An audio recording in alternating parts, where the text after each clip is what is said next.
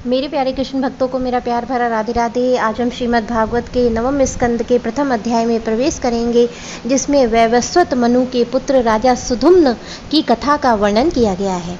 राजा परीक्षित ने पूछा, भगवान, आपने सब मनवंतरों और उनमें अनंत शक्तिशाली भगवान के द्वारा किए हुए ऐश्वर्यपूर्ण चरित्रों का वर्णन किया है। मैंने उनका श्रवण भी किया है।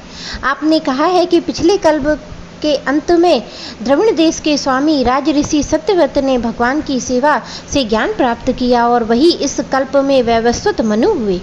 आपने उनके इक्ष्वाकु आदि नरपति पुत्रों का भी वर्णन किया है।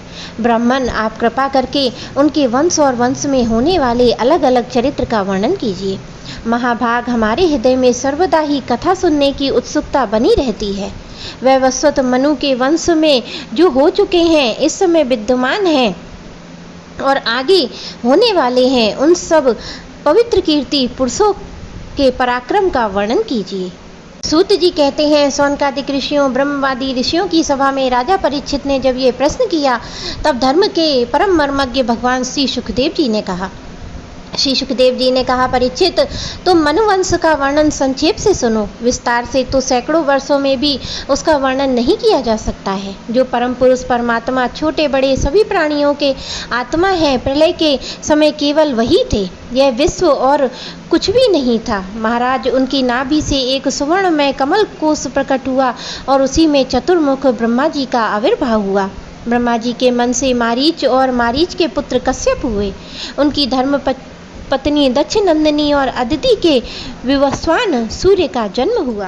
विवस्वान की संज्ञा नाम की पत्नी से श्राद्ध देव मनु का जन्म हुआ। परीक्षित, परम मनस्वी राजा श्राद्ध देव ने अपनी पत्नी श्रद्धा के गर्भ से 10 पुत्र उत्पन्न किए। उनके नाम इक्ष्वाकु, नृगु, सर्याति, दिष्ट, भ्रष्ट, कुरुस, निरस्यंत और नवग और कवि हैं। वैवस्वत मनु पहले संतानहीन थे। उस समय सर्वसमर्थ भगवान वशिष्ठ ने उन्हें संतान प्राप्ति कराने के लिए मित्रा वरुण का यज्ञ करवाया। यज्ञ के आरंभ में केवल दूध पीकर रहने वाली वैवस्वत मनु की धर्मपत्नी श्रद्धा ने अपने होता के पास जाकर प्रणाम पूर्वक याचना की कि मुझे कन्या ही प्राप्त हो। तब अर्धवयु की प्रेरणा से होता बने हुए ब्राह्मण ने श्रद्धा के कथन का स्मरण करके एकाग्र चित्त से कार का उच्चारण करते हुए यज्ञ कुंड में आहुति दी। जब होता ने इस प्रकार विपरीत कर्म किया, तब यज्ञ के फलस्वरूप पुत्र के स्थान पर इला नाम की कन्या हुई। उसे देखकर श्राद्ध देव मनु का मन कुछ विशेष प्रसन्न नहीं हुआ। उन्होंने अपने गुरु वशिष्ठ जी से कहा, भगवान, आप लोग तो ब्रह्मवादी हैं, आप कर्म इस प्रकार विपरीत फल देने वाला कैसे हो गया? अरे, ये तो बड़े दुख की बात है। वैदिक कर्म का ऐसा विपरीत फल तो कभी होना नहीं चाहिए।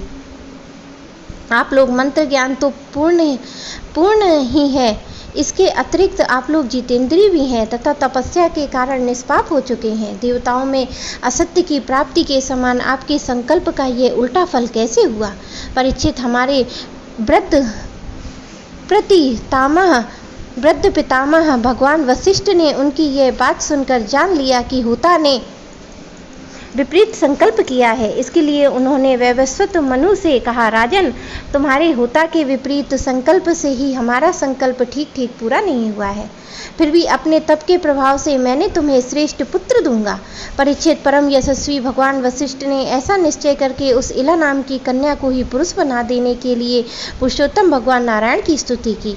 सर्वशक्तिमान श्री हरि ने संतुष्ट होकर उनसे मुंह मांगा वर दिया, जिसके प्रभाव से वह कन्या ही सुद्रुम नाम का एक श्रेष्ठ पुत्र बन गई। एक बार राजा सुधुम शिकार खेलने के लिए सिंधु देश के घोड़े पर सवार होकर कुछ मंत्रियों के साथ वन में गए।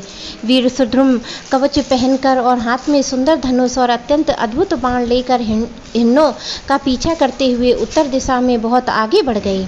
अंत में सुधुम मेरु पर्वत की तलहटी के एक वन में चले गए। उस वन में भगवान शंकर पार्वती जी के साथ विहार करते रहते थे। उसमें प्रवेश करते ही वीरवर सुधुम ने देखा कि मैं एक स्त्री हो गया हूँ और घोड़ा घोड़ी हो गया हूँ।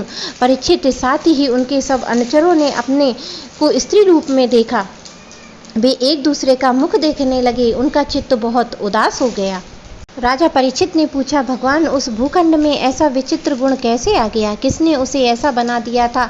आप कर दीजिए, क्योंकि हमें बड़ा कौतूहल हो रहा है।